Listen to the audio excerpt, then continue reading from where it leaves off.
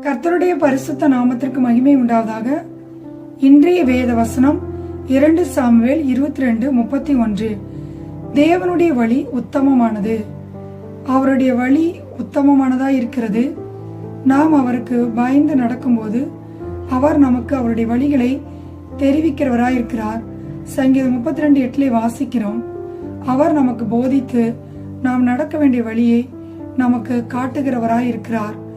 அவருடைய வழியிலே அவர் நம்மை நடத்தும் போது நம்முடைய வாழ்க்கையிலே நமக்கு ஒரு நன்மையும் குறைபடுவதில்லை. இஸ்ரவேல் ஜனங்களை வனாந்தரத்திலே தேவன் வழி நடத்தினார். அவர்களை பகலிலே மேகஸ்தம்பத்திலும் இரவிலே அக்கினி ஸ்தம்பத்திலும் வழிநடத்த அவர்களுக்கு முன் சென்றார். கர்த்தர் அவர்களுடனே கூட இருந்தபடியால் அவர்களுக்கு ஒரு நன்மையும் குறைபடவில்லை. ஆம் பிரியமானவர்களே, கர்த்தருடைய வழி ஆராயப்பட முடியாதவைகள். அவருடைய வழிகள் நம்முடைய வழிகளை பார்க்கலும் உயர்ந்தவைகளாய் இருக்கிறது. கர்த்தர் நம்மளோடு கூட இருக்கும்போது அவர் நம்மை அவருடைய வழியிலே நடத்துகிறவராய் இருக்கிறார்.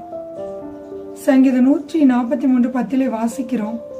உமக்கு பிரியமானதை செய்ய எனக்கு போதித்தரலும், உம்முடைய நல்ல ஆவி என்னை செம்மையான வழியிலே நடத்துவாராக என்று தாவீது ஜெபிக்கிறதை பார்க்கிறோம். நாம் அனுதினமும் கர்த்தர் நம்மை வழி நடத்த நாம் அவரிடத்திலே ஜெபிக்கும் போது அவர் நம்மை நீதியின் பாதையிலே நியாயத்தின் பாதையிலே வழி நடத்துவார்.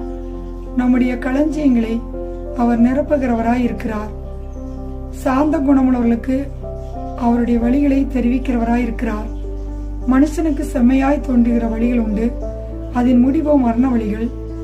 நாம் தேவனுடைய வழியிலே நடந்து அவருடைய கற்பனைகளை கைக்கொள்ளும் போது கர்த்தர் நமக்கு கேடகமாய் இருக்கிறார், நமக்கு துணையாய் இருக்கிறார்.